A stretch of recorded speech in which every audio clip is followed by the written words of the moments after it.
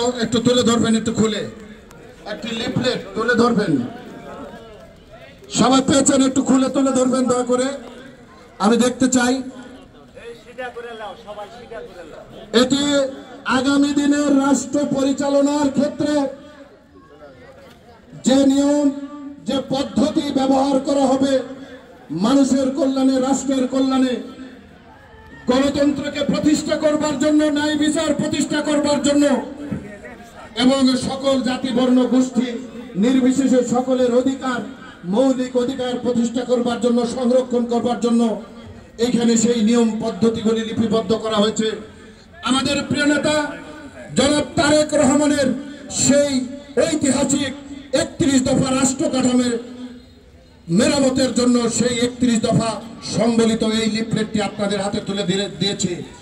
প্রিয় যুব সমাজ, সুধীমণ্ডলী, এখানে লিপিবদ্ধ রয়েছে যেই জিনিসগুলি আপনারা হৃদয়ঙ্গম করবেন, পড়বেন। আমরা এর মাধ্যমে সুস্পষ্টভাবে বলে দিতে চাই, আগামীর বাংলাদেশ হবে হিংসা, বিদ্বেষ এবং কলহমুক্ত এবং দুর্নীতিমুক্ত একটি রাষ্ট্র, মানবিক রাষ্ট্র আমরা বিনির্মাণ করব। সেই উদ্দেশ্যে লক্ষ্য নিয়ে বিএনপি পরিবার আগামী দিনে কাজ করবে আপনাদের পাশে থেকে। এটাই আমাদের অঙ্গীকার, এটাই প্রতিশ্রুতি।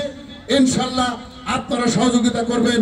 আমরা সকলে মিলে আমরা একটি সম্প্রীতির বাংলাদেশ, মানবিক বাংলাদেশ, আমরা ভ্রাতৃত্বের বন্ধনে আবদ্ধ হয়ে ঐক্যবদ্ধভাবে এই সমাজে শান্তি প্রতিষ্ঠা করতে চাই।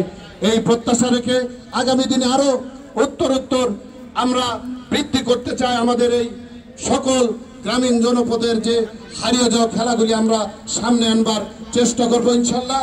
এবং সর্বশেষ আমি বিজয়ীদের আবারও অভিনন্দন জানিয়ে এবং যারা বিজয়ী হতে পারেননি তাদের প্রতি শুভকামনা রেখে, দোয়া রেখে এবং তাদের সুখ সমৃদ্ধি, স্বাস্থ্য কামনা করে, নিরাপদ জীবন কামনা করে আমাদের বিএনপি পরিবারের সকল নেতৃবৃন্দর জন্য দোয়া চেয়ে আমি আমার